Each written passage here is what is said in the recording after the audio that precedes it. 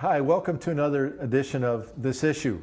My guest this time is Karen DeAndrea, who's the host of a popular radio show and community radio in Portland called Sound Ecology at WMPG. Hi, Karen. Welcome to the show. Thanks for having me, Bruce. It's pretty exciting. I don't really get to do TV, so it's kind of fun for me to do something a little different other than radio. And you've been doing that radio show for 10 years. You just had your 10th anniversary. In May. It was great. You were a part of it, and we're glad to have you there because you've been a long-time guest on Sound Ecology. Well, ever since I moved to Maine, in fact, even before I moved to Maine, you had me on your show kind of as a pre-welcome to Maine. That's right. Thanks to Sally Breen at Peace Action Maine. She introduced us and we got you on the show. That's right. And so, and now I'm one of your, well, you tell the story, what my role is on your show. Well, I started a couple of years ago a thing called Punditry Parade. And I had a couple of people who were local pundits, Pat LaMarche and Carl Lindemann, who just came on the show and we did punditry. I mean, I don't know how to explain it except that it was sort of like a straight talk show kind of thing. And of course, Pat went off to do some other things, and Carl moved to Texas, and it fell by the wayside. So recently I thought, I'd like to, resurrect that. And the first person I thought of to do that with was you. And it's really fun. And now your show's every week. Right. And so now you're doing 2 punditry parades. A month, yes. A month. So the first and third Wednesday of every month, there'll be a punditry parade. The first Wednesday of the month is with you. And then the second Wednesday of the month is with Kathleen McGee, who was recently on This Issue. That's right. She was my last guest before you. Yeah. So, you have great guests. Well, I tried to. Oh, I see what you're saying. Yeah, you're a great guest, too. Well, let's see how you do here. Oh, well, okay. Yeah. Well, let's get started. And today, if we could go from kind of the comical to the more serious, actually. Today, as we tape this show, it's August 9th. Nagasaki Day, and I think we'd be remiss if we didn't remember what that day was. Today is the 62nd anniversary of the U.S. atomic bombing of Nagasaki, Japan. What comes to your mind as we reflect on that day? Well, a couple of things. First of all, I spent a year on Okinawa when I was in the Marine Corps, and I think maybe we'll talk about that a little later in the show, but so I think about the Japanese people that I met when I spent my time over there and just what wonderful people they are and what a huge, an incredible, disgusting, thing that they went through with both the bombs that were dropped, not only in Nagasaki but Hiroshima. The other thing that comes to mind quickly is that just recently in the last day or so I read an article. Lots of those come across my desk, because of the radio show and all the things that I'm involved in. But this particular article I thought was fairly poignant in that it talked about a group of Japanese who were Christians, and they had a church in Nagasaki, I believe. I might be wrong about that. It might be Hiroshima, but I think it was in Nagasaki. And they had been persecuted for at least a couple hundred years. By the Japanese population. By the Japanese population because of their Christian beliefs. And, the final point of the article itself said that what the Japanese people didn't do, couldn't achieve in persecuting this group of Christians, a Christian country, the United States, did basically wiped them all out in a matter of a couple of minutes. So for me to think about, and for me it's not just Christians doing that to other Christians, but it's human beings able to do that to other human beings. And what do you say to those that would say to you that, well, it's too bad, but we had to do it to... right, it ended the war, essentially. What do you say to them? Well, I mean, they're entitled to their opinion, obviously, but I guess what I would say to them is that it sort of didn't work. We still have wars. Those kinds of military aggressions just don't hold peace. And what we really haven't tried, I think, is to find a new way to peace and not through aggression, and not through bullying like we've seen both, coming from the United States as well as other countries like Russia. I mean, we're doing basically the same things. History keeps repeating itself. We don't learn from that, and we haven't, I hate to use the cliche, but sort of gotten out of that box of thinking to find a new way to peace through things like nonviolent communication, for example. And I would refer people to the historian Gar Alperovitz.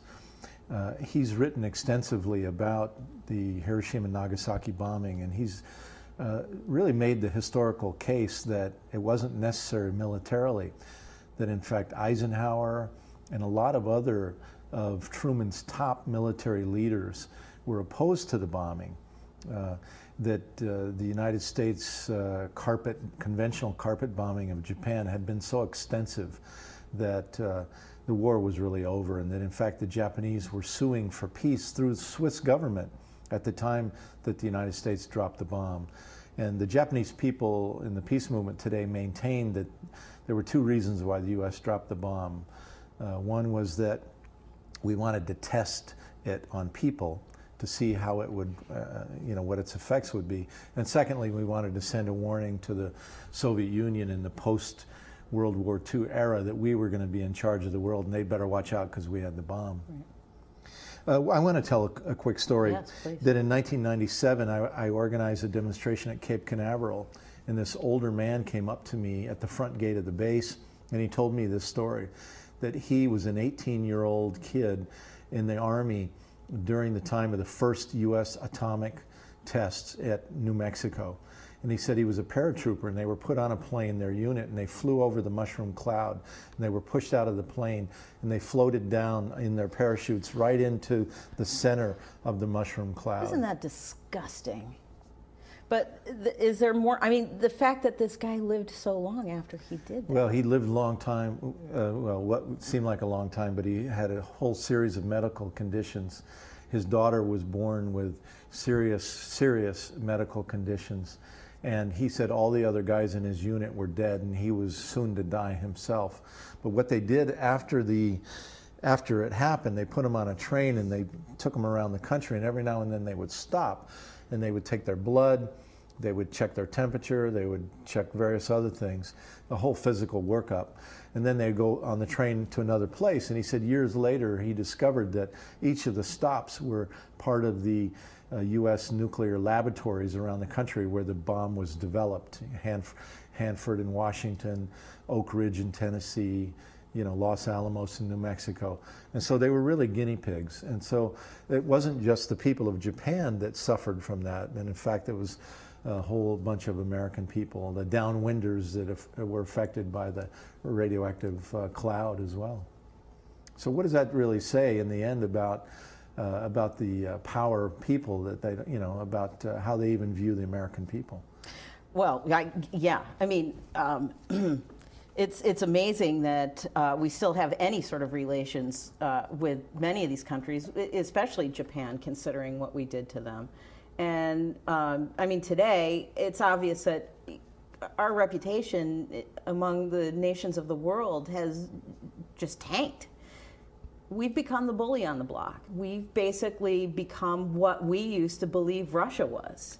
What do you mean by that? Well, I mean, if you look back I think back about when I was a kid and, growing up in the 60s and how, Russia was perceived by me and my family, and that was, well, they're this country that all they really sort of want to do is, take over the world, and they want everybody to be communists, and everyone was afraid because, of course, they had these nuclear bombs, and they were just scary people. Well, I mean, we're basically doing the same thing. We now really rule the world with nuclear weapons, and we're the big bullies on the block. We are spreading imperialism, and obviously one of our first stops was Iran. I mean, Iraq. Iraq. Our next stop is Iran. Yeah. I mean, and then maybe soon to follow Korea. I mean,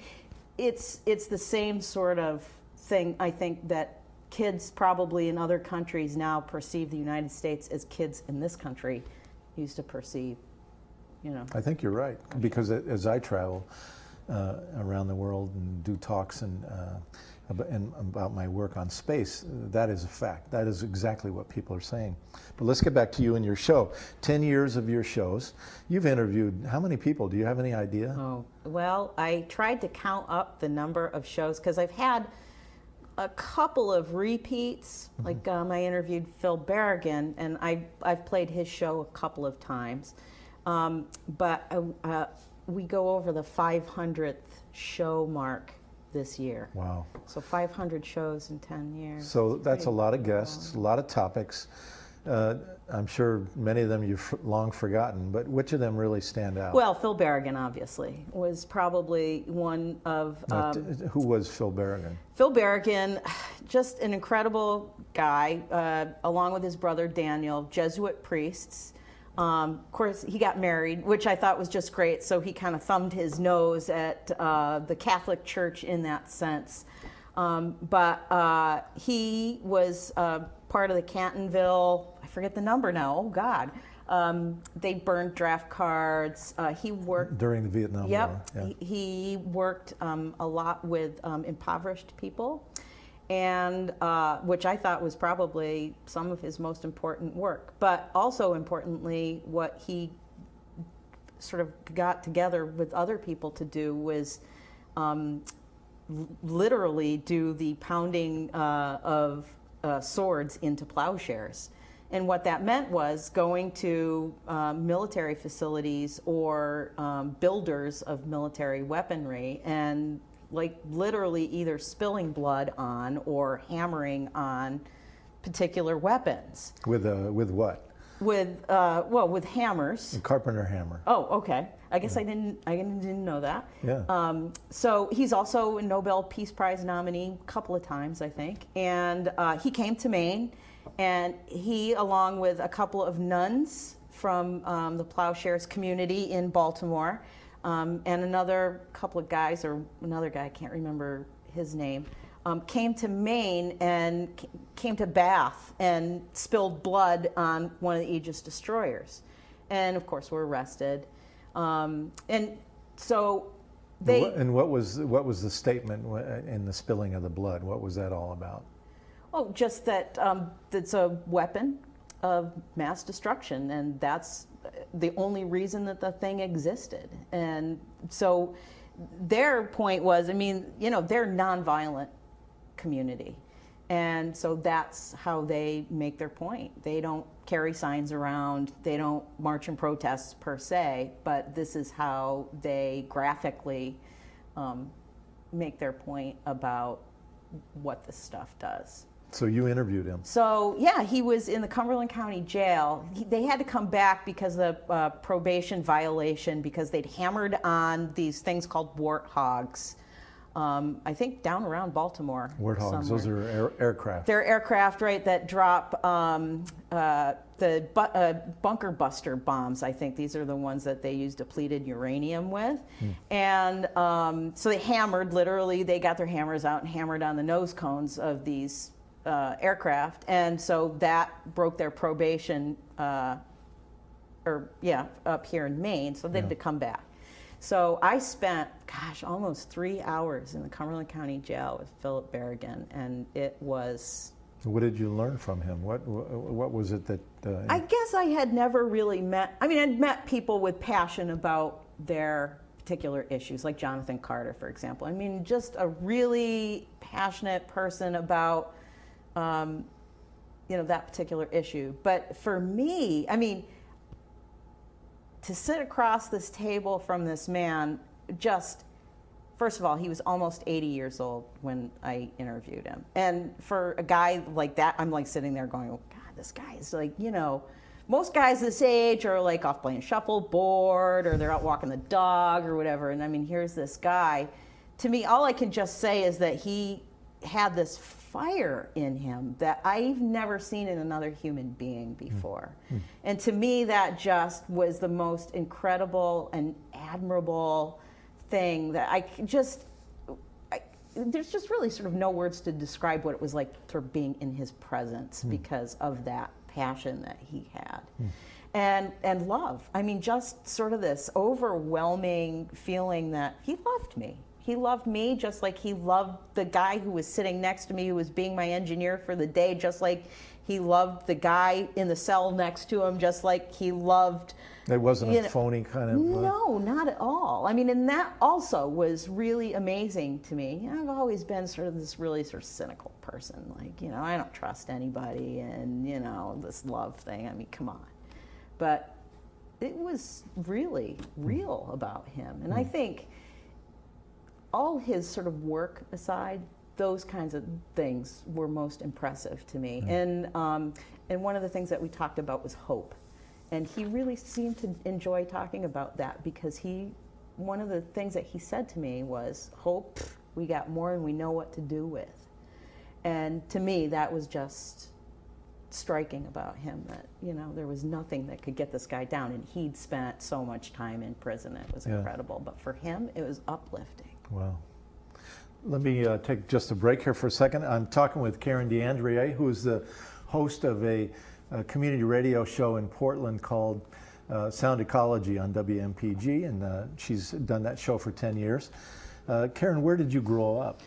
Well, I grew up in upstate New York. Yeah, I'm not a Mainer. You know, I have to admit it publicly, I guess. Although I will say that I met this wonderful guy. I used to work for the town of Buxton. I met this really cool guy out there, and he made me sort of this honorary Mainer and gave me a town and kind of made it official. And then I had another friend who also sort of presented me with like a chocolate lobster pop at one time and like told me I was an honorary Mainer. Oh, all right. Because I care for Maine more than some Mainers do. So I feel very much a part of the state. I've been here for about 20 years 20 years, yeah. All right. And you live now in Scarborough? I live right now in Scarborough, yeah. All right. And you were in the Marines. You mentioned you were in the Marines? Yeah, 1977 to 1981. Uh-huh. I was a high school dropout.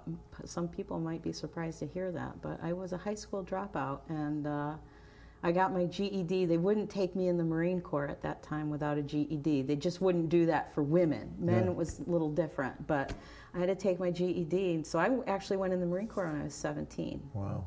And today you're a member of Veterans for Peace? I am. Great organization. Love to do stuff. In fact, I did some peacekeeping with them at the last big Kennebunk March, which was a lot of fun. And you're also, one of your big hobbies is birding. You love to look at birds. Oh, you had to mention that. Yes, I love birding, and I will do it as much as I possibly can. For me, it's not necessarily, I mean, there's a lot of things around it, okay, because there is some competition between birders about who gets what bird and all that kind of stuff. But for me, it ends up being a lot about being out in nature, which I just absolutely find healing and wonderful. It's very spiritual and a wonderful emotional place for me to be when I'm just feeling really stressed out and beaten up, and, you know, in the work that we do in activism, we get beaten up a lot. I mean, we end up bloodying our heads against the wall pretty frequently. And so for me to just sort of be out and watching these incredible little creatures, some so tiny and frail that make these incredible trips from South America so that they can nest in the boreal forests of Canada, to me is just one of those things that is amazing and brings, you know, this real sort of sense of peace and awe and wonder, and yeah, it's very spiritual. And I think that's one of the secrets to longevity as an activist, to be able to have that nature nurturing. It's very important. Yeah, I really feel, I lived in my tent for like 5 summers, from like May to October. And one of the things I found out about that is it's very healing to be in nature. It's I fell during the ice storm and messed up my back, and I swear that one of the things that really helped to heal me was I got a part-time job working in a greenhouse among the flowers before sort of spring came along. And that the energy of those plants I really sort of felt like was very healing. And so I tell people, you know, if you're feeling depressed or you're just not feeling well, you're run down, get out, just hike. You don't have to like ride your bike like crazy or go out running and do all this nuts kind of crazy stuff out in nature. It's just about sort of being present. Good. I want to get back to your show for a minute. Your radio show. You were on the, before this started, you were telling me a very interesting story about your last show just last night, where you interviewed some women, and the topic was women and addiction. Give us a minute or two about that. Yeah, I mean, the 500 topics that I've had on the show, interestingly enough, never talked about addiction, only in the sense of homelessness. But last night's show I thought was really incredible because two of the women that were on the show were recovering. One about 3 months and the other about 19 months. And for me, it was just an amazing place to be able to listen to their stories. And because I think it's important for any issue, for those of us who aren't experiencing that, to really listen to what people who are experiencing it feel and have learned from that experience. It's so that we can understand more fully what that's about, and so that we can't just sort of sweep them aside. I mean, that's sort of like, I worked on the homelessness marathon, which is a national thing, for a couple of years, and I did it locally for 2 years. But it's a way for us to gain that understanding so that we can't easily sweep those people under the table and just kind of ignore what's going on with them. I think we need to know that stuff.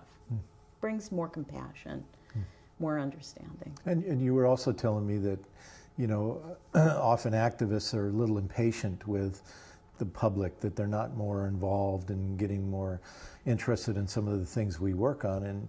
And it really came to you again last night how many people are just struggling just to deal with their own issues. These two women, right? You and I, we're working on what's going on in world politics. I mean, I love talking about world politics. That's one of the things I love to do on my show. I know that you do too. We love working on the issue around the war. I mean, it's incredibly powerful to be working on those issues. But here are two women on my show that the only thing that they can really think about, concentrate on, is who they are. Trying to refine and refocus who they are as human beings on this earth. They can't even begin to start thinking about voting or, going to the Kennebunk rally or even listening to the presidential debates, because what's important to them is gaining a new sense of wholeness for themselves, rebuilding their family relationships. One woman is now, she had her children taken away from her. And so what's important to her is regaining that bond with her children. And the other thing that was important to her was being able to talk to her mother, whom she hadn't spoken to in like 5 years. So... and who's to say that's not just as important as anything else? I mean, because we need those kinds of relationships and supports in our lives in order to be able to do the things that we can do. So your show is really not only a gift to the community, that you bring these voices to the community, but really it's a gift to you as well, because you've learned so much and gained so much from it. Yeah, it's been a really incredible growth experience for me. I mean, Philip Berrigan, I think, started that process. Before I had him on the show, it was really, we started the show out as an environmental debate show, and one of the things I always talked about was everything is connected. I mean, it's this cliche, everything is connected. We talk about that in the environment a lot, and I took that to heart. And Phil was sort of one of the first branches off from the environmental discussions that I took. And the more I sort of branched off from straight environmental discussions, the more I really did find out everything really is connected. The one thing that I will say that really connects everything around the issues that I talk about are corporations in this country. There you go. I've discovered that on this show too. Very quickly, what are people upset about today? People that call, you have calls that come into your show. They're upset about everything. They're pissed off about everything. But like, give me some examples. I mean, come on. From simple little things like the way that dogs are overtaking the Scarborough Marsh because people let them run crazy down there. I mean, some people don't think that's such a little thing because it's it's really endangering birds and habitat down there. to people who are just crazy for getting an end to this war. I mean, and everything in between.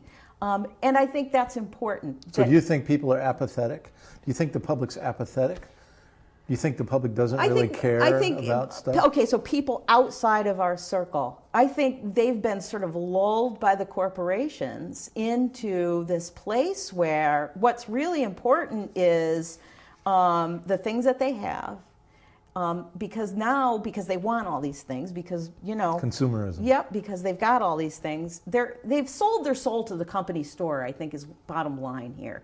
And that in order to keep these things, they got to do the job. Well, to do the job, they've got to, you know, have so many hours there, and it takes away from so much else. And then, of course, it's such a complex issue. I think part of it is that anyway.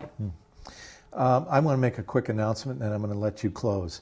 On Saturday, September 15th, Maine Veterans for Peace is organizing a protest demonstration in Brunswick opposing the Blue Angels air show that is going to be held at the Brunswick Naval Air Station that weekend, the 15th and 16th of September.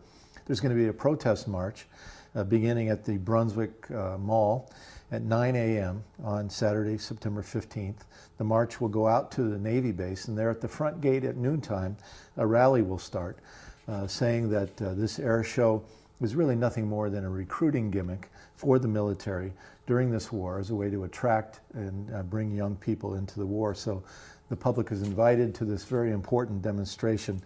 The Brunswick Naval Air Station is also flying surveillance and reconnaissance missions. Those planes go overseas, go over to Iraq, and fly surveillance and reconnaissance missions for the Iraq, calling in airstrikes that often kill innocent civilian people in Iraq. So the Iraq war is intimately connected and will be part of this demonstration. So with that said, we've got about a minute and a half left. Would you like to say something? Sure. I want to just go back to your question about issues. What issues do people think is important? Because my regular job, I mean, the radio show is a volunteer gig for me. My regular job is I have my own business where I do consulting for nonprofits, and there are so many of them out there. And I work very closely with many nonprofits here in Maine. But what I think is important is that people just sort of get involved. It doesn't matter where, it doesn't matter with what issue, because every issue is important to somebody.